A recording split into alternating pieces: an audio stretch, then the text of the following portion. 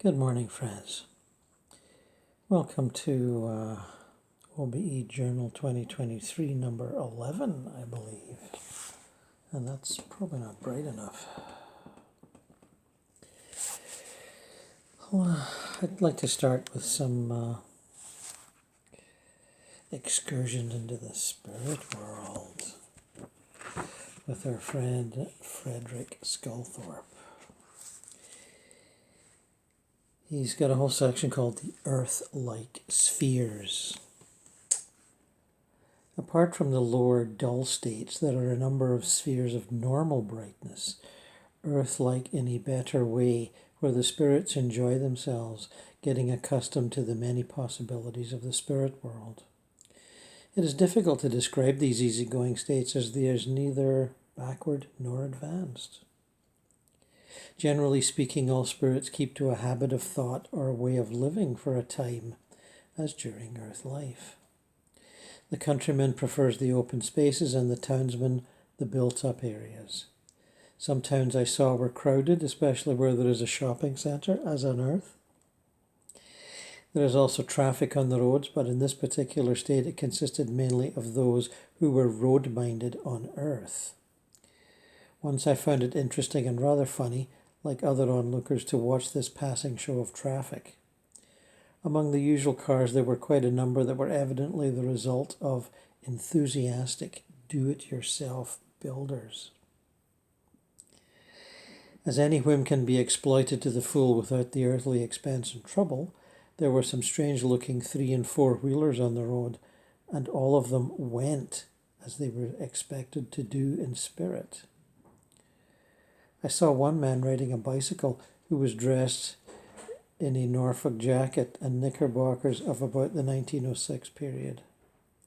He had constructed seats like outriggers on either side of his saddle, which were carrying children.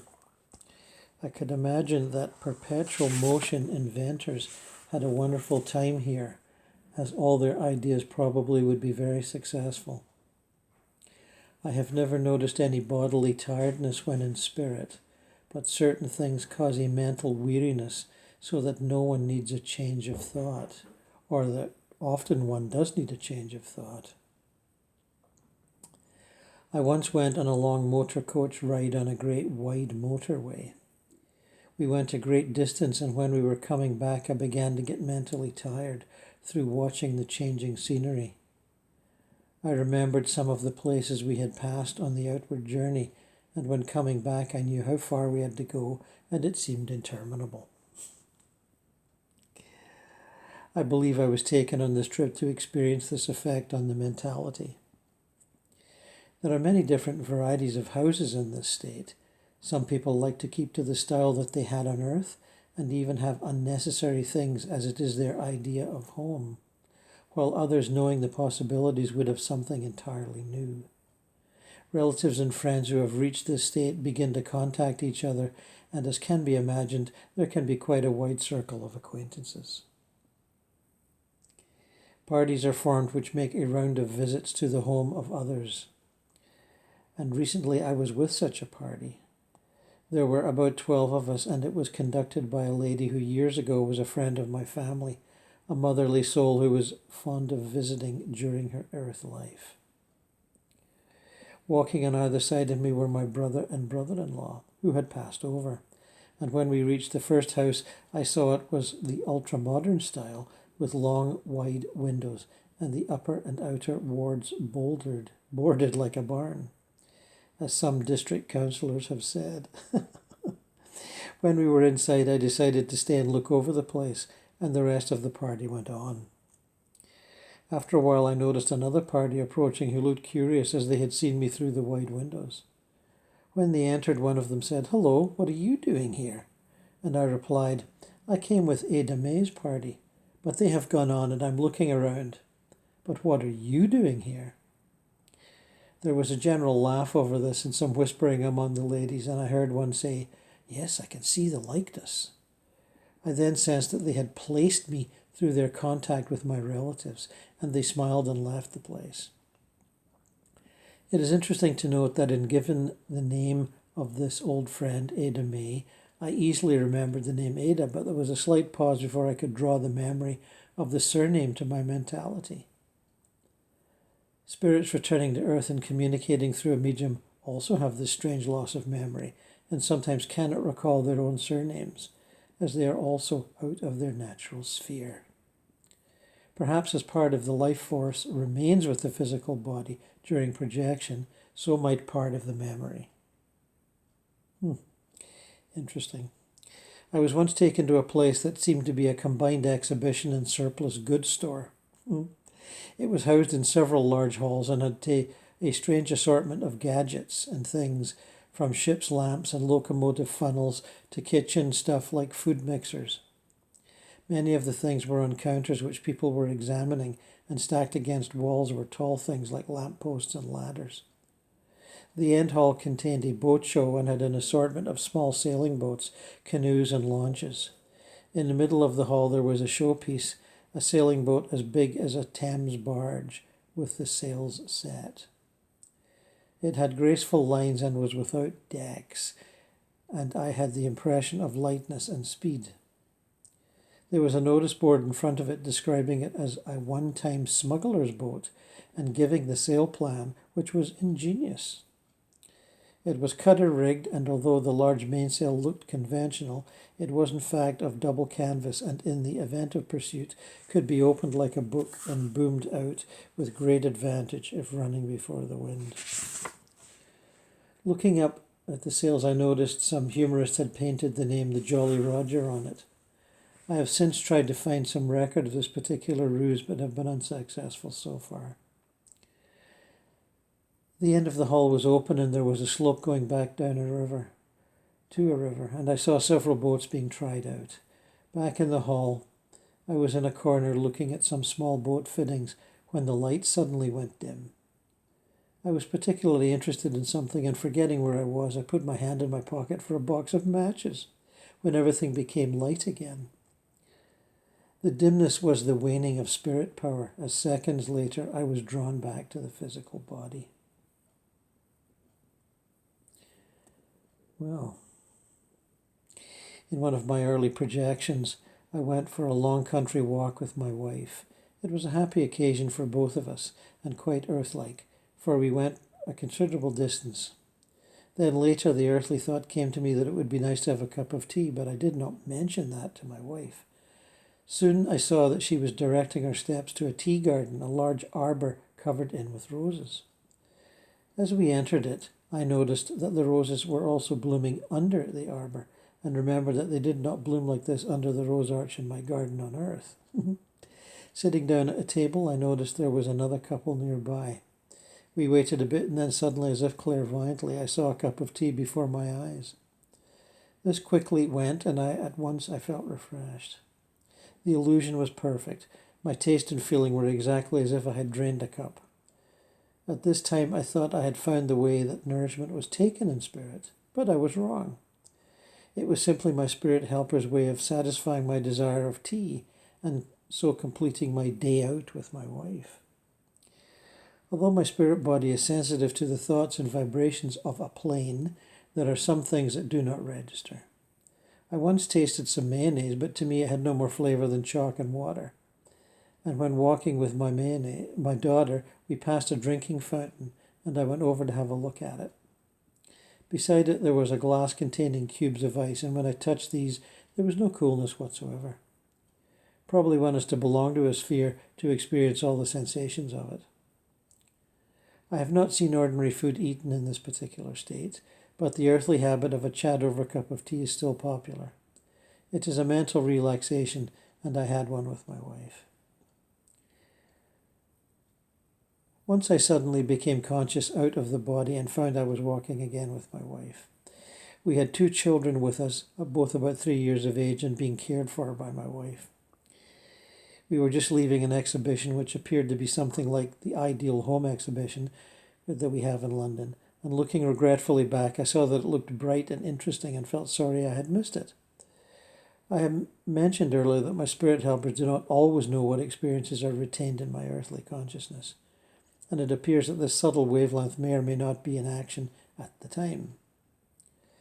In this particular experience, I believe my wife had thought that I had seen the whole of the exhibition, and it appears that the finer spirit body can carry on quite normally while the earthly consciousness is there or not. The finer spirit body can carry on quite normally, whether the earthly consciousness is there or not. One of the clues to this notion I have that spontaneous projection can go on during the waking state, and we do not know unless we focus. Sensing my wife's intentions, I knew that we were making some tea rooms, so I asked her, couldn't we have tea inside? And she replied, they'd be much too crowded. However, we entered the tea rooms and were seated at a table when I noticed that one of our children had seated herself next to a tiny child on the next table. This tiny child began to get very playful, as some will when there's a table to bang on with their hands, and was striking out in all directions. I thought it was best that our child sat next to me. I had no sooner thought this than when the child at once got up and sat with me. I was surprised, and certainly it seemed to be the result of telepathic thought. This would be greatly simplifying child teaching, as their minds would be plastic and receptive. And from my own experiences, there they are. When we left the tea rooms, my wife took me to a house where there was a fine tapestry on the wall. I felt its texture, which was like silk, and my wife remarked, "This is rather special." He had some difficulty in getting it. I did not sense what the difficulty was, and as the owner was looking on, I did not like to ask. On the sideboard there were some vases of beautiful flowers in which they all had delicate tints of pink and blue. I did not recognize them, but they looked like daffodils partly split open, and the centers were tipped with gold and glittered as if they were actually of that metal. Not long after, I started astral projection and meeting my wife in spirit. We were once walking through a park. Some little way ahead of us there were two women also walking, and I began to realize that they were talking about us. Then one finished the conversation saying, "Oh yes, she's looking after her husband and two children on earth." These women did not know that to talk and think about a person in spirit also sends a telepathic message to that person. As mentioned above, it is difficult when out of the body to recall place names and proper names. I have a daughter living in Gloucester, and I often go by road from London to visit her. When once talking to my wife in the spirit world, we paused to watch a man go by in a small carriage pulled by 4 tiny ponies. I turned to my wife and was going to say, "It would take me a long time to go to Gloucester like that," when I could not remember the name Gloucester. Quickly I visualized a spot on the map on the west of England, hoping that this would help me recall the name. But it was not necessary, as my wife had received everything I wanted to convey, and our talk continued normally. A conversation in spirit is a wonderful thing. The interplay of minds can exchange a wealth of meaning that no choice of words can give. It is natural and automatic, and is only later that one realizes how few words are actually spoken. To say one thing and mean another in spirit would need some clever mental gymnastics. Once, when becoming conscious in spirit, I found myself sitting on a chair in the midst of a party, and seated in front of me was a pretty little child about 3 years of age. As I was talking to her, I suddenly felt a pair of arms placed around my neck from behind. At once I knew it was my wife, and also the kind of dress she was wearing. When I turned, I found that my sensing was correct. The dress was not an expected thought of mine, as I have seen her in spirit in other dresses. Anyway, some examples of pretty normal spirit life there, visiting each other's homes and recognizing relatives of friends and, chattering away. This is very common. I can tell you from long experience that one thing that happens in, I'd say it's more the North American version of the astral plane, but homes with larger yards with no fencing, where they all sort of blend into each other. Sometimes in fancier neighborhoods you'll see that. Well, it's very common there. The fences, there seem to be, I wouldn't say there's no fences. Sometimes there's very decorative fences and gates, and but people's gardens blend into little forested areas in other people's gardens, and it's semi-rural, even though it's sort of basically suburban in attitude, just like the suburbs with way more space. And often people are having barbecues. And if you wander through these areas, you can join any barbecue pretty much anywhere. People will welcome you and offer you a refreshment and, something off the barbecue. And you'll stand around and chat, and they'll ask you, where you're from, and are you from this neighborhood, and, and they'll be talking quite often about family back on Earth, grandchildren, great-grandchildren, sometimes children, if they're middle-aged people who have died young, but it's generally more grandparents talking about grandchildren. And, or maybe grandparents a little worried about the aging parent who is ill and not well, and maybe partly senile or whatever. And there's talk about, the universities that the grandchildren are going to and their marriages and, they're making their way in life. Very much in the proud and happy manner that you would see here. That sort of family continuation of the generations just goes uninterrupted. With once people get adjusted to, yeah, we're dead, they talk about their families pretty much like they used to. And it's very much like that. There's a lot of common behavior that you would recognize and be comfortable with. Those that are interested in sports there are a lot still interested in sports on Earth. The teams that they followed, they can follow that. And they still have a passion for it. They still have a great desire to chat about it. People still talk about their favorite TV shows. They're all available there through some sort of cable system. No, it can't be cable, but it's some sort of a streaming system. And I'm sure they had streaming long before we had it here.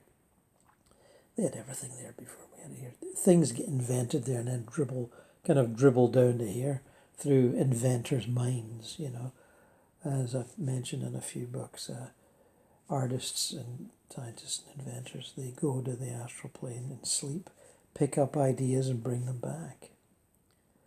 And, think that, oh, that's a good idea. Where did I get that from? And that's just the way it is. It happens all the time. I would say the same with, theater, film, musical, literary artists. They get ideas when they're there.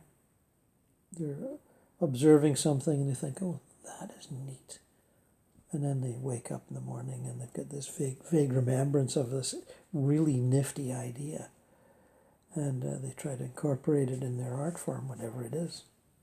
Anything at all. Editing, set design, you name it.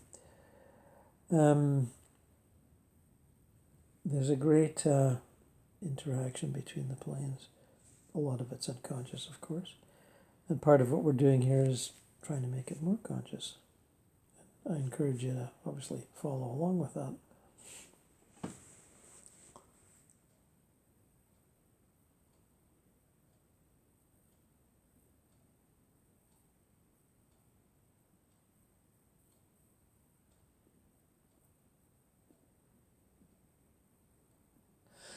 Since we're talking about friends and neighbors, I find myself projecting to the home of an old friend of mine who passed some years ago, and I did a contact with him in an earlier YouTube, quite a few years ago. Roger. He was a very active artist in this life. Bit of a musician, but more active artist. Painter, mainly, although he may have done drawing too. That wasn't close to him in his later earth life. But I have visited him here a couple of times, and he's looking up from his easel, and because I know where to find him, and going Gordon, it's you. How are you? I'm well, Roger. How are you? Oh, just grand. Loving my life. Totally into my art. Never a dull moment up here. And I said, that's great, Roger. That's really cool. I'm so happy for you. I know your last few years with your illness were not so hot. Yeah, and he said, yeah, but I knew I was going to make the transition. I knew I had something to look forward to. And I accepted it. And I said, yeah, I got that impression. Even though we were only in touch by email, I did get that impression that you were accepting it. And he's thanking me, saying, well, thanks to your work, I discovered your work after not seeing you for years, and realized that you were doing this communication thing, and we got quite intrigued. Roger, you always knew there was going to be an eternal life, didn't you? I know you did. Even if you didn't think about it a lot, you knew this years ago. We'd talk about it. Back in our callow youth. Yes. And I said, I imagine Teresa comes and visits you here when she's asleep. Oh, yeah, she does. I'm not sure if she remembers anything, but she knows where I am and she knows I'm doing okay. And as far as I understand, Roger, Teresa's become quite an artist herself. She puts up very fine works on the internet every once in a while. And yeah, he said, yeah, I'm impressed too. It's creativity is a marvelous thing. Self-expression is liberates the soul. He's laughing as he says this. And I know, Roger, you love to listen to music of various kinds. Are you enjoying that here too? Oh, yeah. Yeah, we go to concerts and club gigs. Yeah, I've seen quite a few. I saw that guy from the Tragically Hip playing with a bunch of guys at some sort of small theatre. And how were they? Oh, fine, he said. Fine, he's saying. Just fine. Energetic, lively, full of the joys of life, he says. Full of the joys of life. Okay. And doing new songs? Well, he says, I didn't know the old songs that well, but it felt like new to me. Stuff they'd been working on. And I know it was the lead singer from the Tragically Hip, but I don't know the rest of the guys.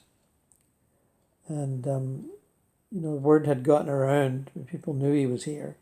And quite a few people very fond of his singing and his whole spirit. People just love the guy. And he does radiate, and people respond to that radiation.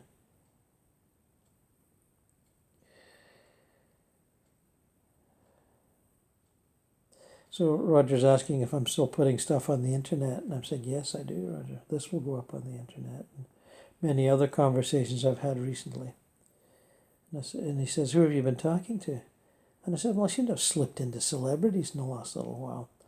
George Orwell. Oh, yes, he laughs at that, yeah. You're seeing some of his world down there, aren't you? Yeah. And I said, yes, we are. We're learning to live with it. Learning to live with the lies and the fraudulent claims and the propaganda wall, trying to create a bubble that we should live in because that's what they want us to do. Yeah, we're living with that. But you're seeing through it, right? He says. Yeah, I'm seeing through it, and I think lots of other people are. If you go on the internet, there's people talking about it all the time in various, podcasts and whatnot. We're really getting into the alien thing here. There's all kinds of whistleblowers and hearings at the House of Representatives. I think the whole thing's just going to blow open this year. They can't avoid admitting it now. There's too many whistleblowers. He's pleased to hear that. He's very pleased to hear that.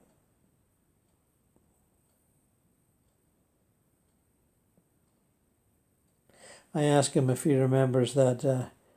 I said, no, that painting, the eggheads, I said, I was always very fond of that.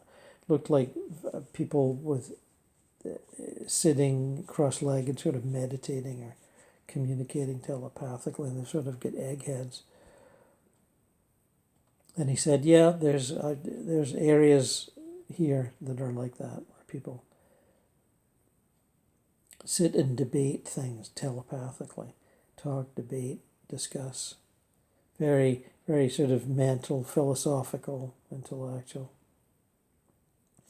I said, do they resonate together? And he chuckles. Yeah, they got that resonance. Yeah.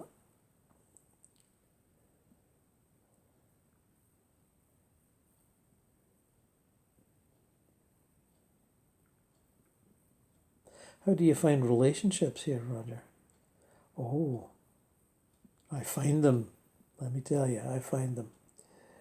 And the give and take here is much more free and easy. There's less fear. There's less anxiety. There's less need for, what's he saying? Less need for possessiveness. And I can imagine that suits him quite well. Good to hear. Good to hear. What about you, Gordon? And you told me last time you were visiting you were married, and I said, yes, I am. That's a change for a lifelong bachelor, isn't it? And he chuckles, yes, it is indeed a change. And I said, well, a bit late for children. We're in our 70s, but we are very much in love and live together in great harmony.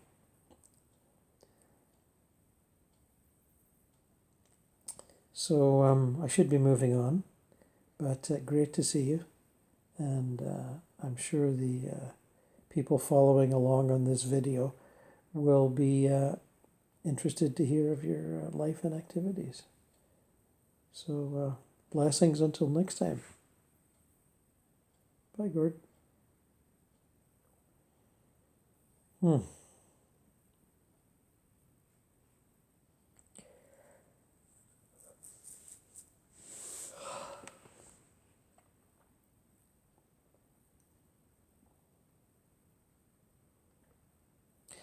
I'm thinking of another friend, Keith Wilson, who passed from cancer. Goodness, 20, 25, at least 20 years ago.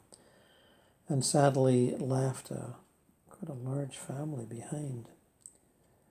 And I did not know him well, but was very struck by his giving, friendly, happy nature. He managed a record store that I would, buy things at. And he was a great music lover, as was I, and we talked a lot about all kinds of music under the sun.